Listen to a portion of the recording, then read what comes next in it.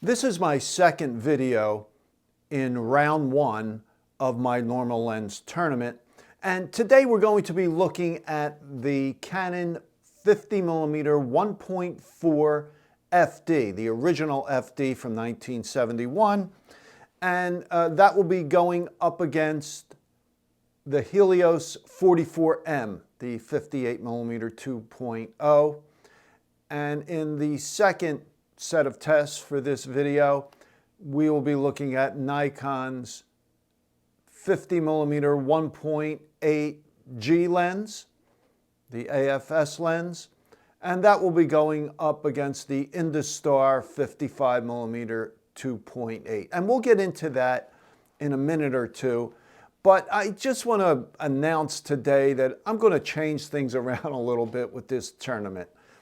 There are 24 lenses that I plan on testing in this. I did 4 last week, 4 today, and then it was going to continue each Monday until it was completed. But it's taking a lot more time, especially to put the videos together. That's where I'm spending most of my time. The testing is going pretty well, but it's the videos that are taking a lot of time to put together. So what I intend on doing starting next week is I will take the 16 remaining lenses and combine them all into one video. And I will still post the original test images online and make them available for a free download. So you can view them and download them and come up with your own evaluation. There's a lot of other things I want to do, and if I continue doing it this way, 4 lenses each week, just to complete round 1, and then there would be round 2. So I will complete round 1 with those final 16 lenses on February 3rd, and then in the following week or 2, I will complete the tournament. So we will get to the results much quicker, and you will still have the images to make your evaluation. Okay, so let's get started with today's 4 lenses. Okay, so the first 2 lenses are from Group 1, the number 2 seed, the Canon 50mm 1.4 FD, and that will be going against the 11 seed, the Helios 44M 58mm 2.0. And then we're going to be evaluating 2 lenses from Group 2, the number 2 seed, Nikon's AFS 50mm 1.8 G, and that will be going against the Industar 61 LD 55mm 2.8. What I neglected to say in my intro is I still will be doing an evaluation of these lenses, but it will be just a summary for each lens. Okay, so now let's look at the specifications for the Canon 51.4 FD and the Helios. So both lenses were introduced in 1971. At least I believe the Helios was introduced in 1971. They are both manual focus lenses. The Canon is the FD breech lock lens mount, where the Helios is the M42 screw mount. The Canon has 7 elements in 6 groups. The Helios 6 elements in 4 groups. They both have 8 aperture blades. The Canon focuses a little closer, 1.5 feet or 0.45 meters. The Helios at 1.8 feet or 0.55 meters. As far as weight, the Canon is a little heavier at 13 ounces or 370 grams. By the way, both these lenses are very well made. The Canon is especially beautifully made, and both are all metal construction. The Helios weighs 10.58 ounces or 300 grams. Filter thread on the Canon is 55mm, 52mm on the Helios. As far as focus direction, of course, the Canon focuses in the Canon direction, and the Helios actually focuses in the opposite direction, the Nikon Pentax direction. Both lenses have half click stops, and neither lens is multi-coated. All right, so now let's look at the Helios. This is the full image. Let's look at the Helios on the right, the Canon on the left. Canon's at 1.4. The Helios is at 2.0. And what you will notice is that there's more vignetting on the Canon lens. Center sharpness is decent on the Canon, but it's kind of weak going out to the edges at 1.4. Now we go to f2 on the Canon. And of course, the Helios is still at f2, and the vignetting is gone on the Canon. Now we're at f2 on both lenses, and the Canon has sharpened up nicely. The Helios is a little weak at f2, especially at the edges. Now we're going to look at the right side, and we see more sharpness on the Canon lens and more contrast, you'll notice, on the mannequin's face. Now we're going to go down a stop to 2.8. Canon is continuing to get sharper, and the Helios sharpens up a little bit as well, and the edges are still a little weak on the Helios. So we go to the left edge, and you could really see the much better sharpness on the Canon lens, especially on that 200mm lens to the left of the Nikon box. Here we are at f4 in the center, and the Canon lens continues to sharpen up, but so does the Helios, although the Canon is still ahead at this point. Okay, now we're going to look at the right side at f4, and again, the Canon sharpens up more towards the edges, and so does the Helios. Let's look at 5.6. Canon's even sharper, and so is the Helios. It's actually pretty close to the Canon in the center. When we go to the edges, they're still not as good on the Helios. I mean, the Canon is one of the better 50mm 1.4 lenses, and we can see this. And now we are at f8. Both lenses sharpen up. They look almost identical in the center, and the edges are much improved on the Helios.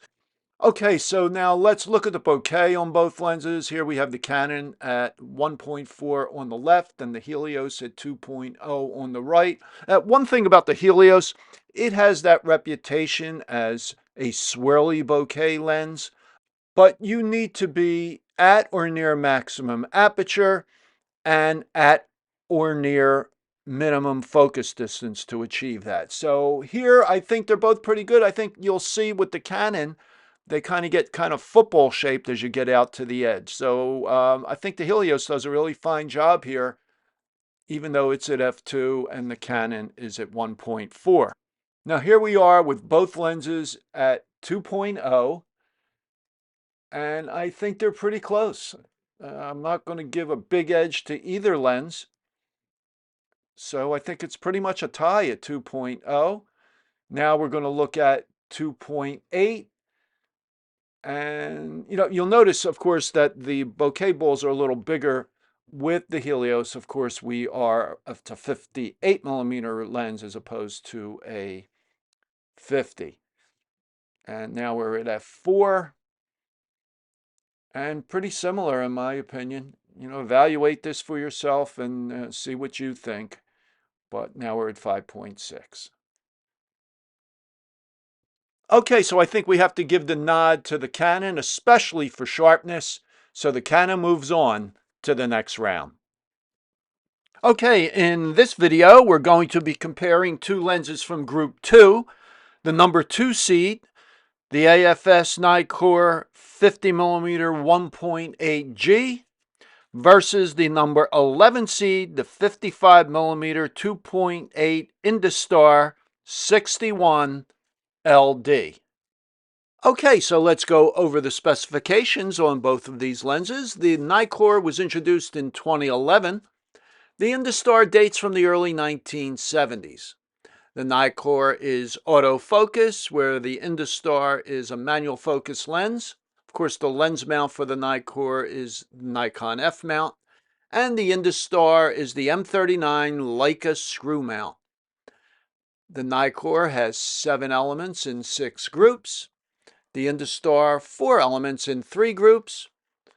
The Nikon lens has 7 aperture blades. The Industar, 6.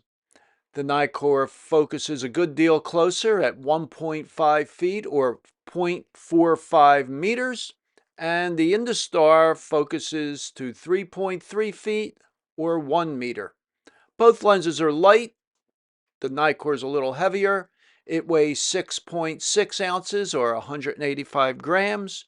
The Industar weighs 4.575 ounces or 129 grams. Filter thread on the Nikkor is 58 millimeters and the Industar is 40.5. So it's a very compact, lightweight lens. Focus direction on the Nikkor, of course, is in the Nikon direction if you're manually focusing. And of course, the Leica thread lens is in the Leica focus direction.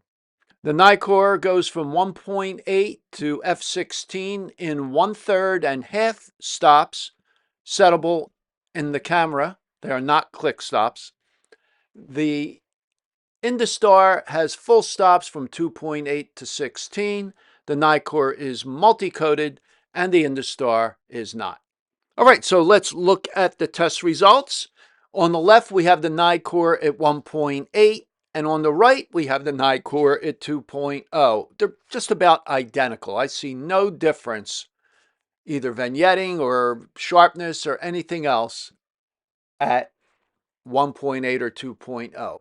Now here we have it in the center on the left at 2.0 and the left side on the right in this image at 2.0. And the lens is a little soft as you get to the edges, even a little soft in the center. All right, now we're going to look at the comparison at 2.8 with the Nikkor on the left and the Industar on the right.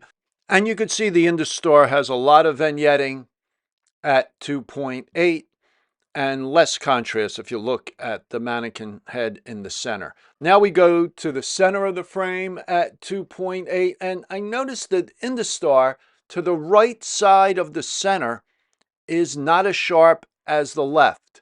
And the Nikkor starts to sharpen up at 2.8, although the edges are still a little soft. Now here we are with both lenses at 4.0, and we notice the same condition with that Industar. As you get away from center, even in the center a little, it's not as sharp. On the left side, however, it's a good deal sharper, quite a bit sharper, and pretty close to the Nikkor on the left side at 4.0. Now we're going in here at 5.6 with both lenses, and the Industar improves, but still the right side is kind of soft.